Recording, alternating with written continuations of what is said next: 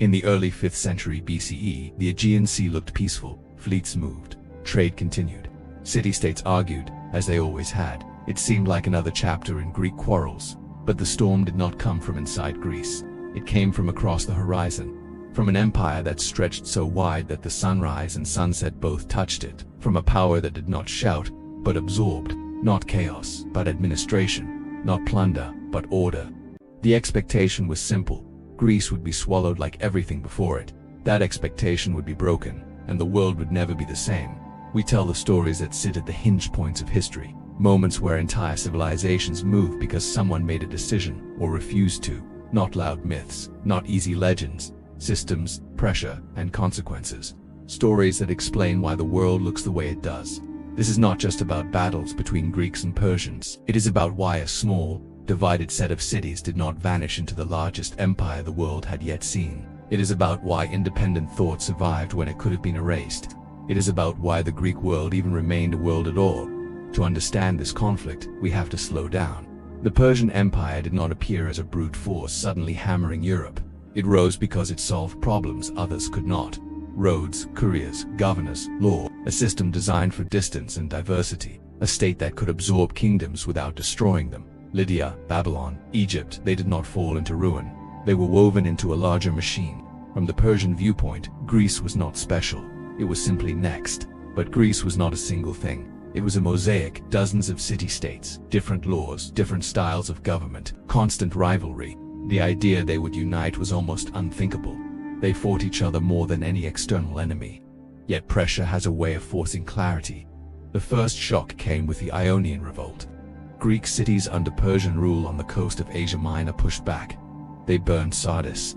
It was small in scale, but not small in meaning. Darius, the Persian king, noticed. Empires tolerate disorder poorly. Order must be restored and an example must be made. Persia now had a reason not just to stabilize its frontier, but to punish those across the sea who had supported rebellion. Athens had interfered. That fact would echo, so the machine began to move. Persian diplomats traveled. They demanded what empires always do, submission, or at least acknowledgement. Many Greek cities complied.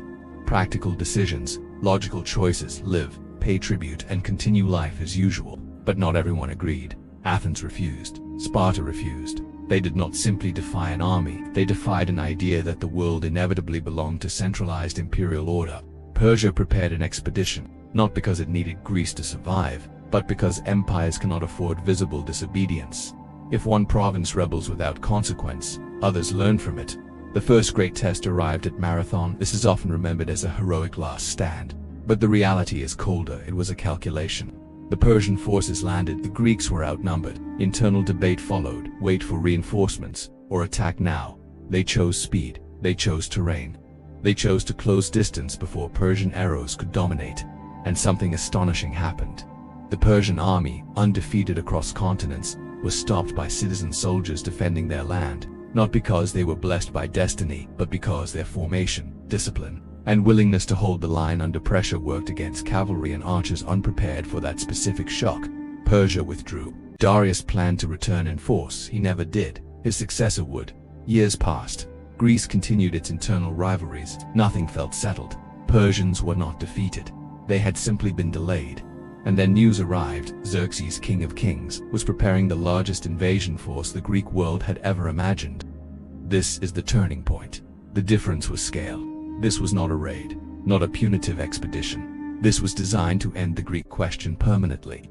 Bridges of boats across the Hellespont, immense supply lines, a coordinated land and sea operation. The full weight of empire applied with intention. And something else changed. The Greeks began to see themselves as part of a single problem. Arguments did not disappear. Distrust remained. But patterns shifted. Athens and Sparta, cities built on opposite systems, opposite values, recognized that alone, each would fall. The decision to unite was not romantic. It was not inevitable. It was strategic. At Thermopylae, the narrow pass became a test of delay.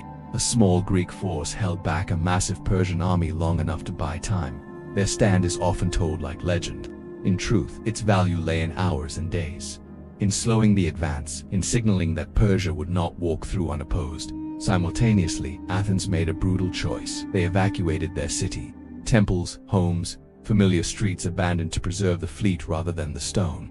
They chose sea power over symbolic pride. Persia burned Athens. The Acropolis went up in flames.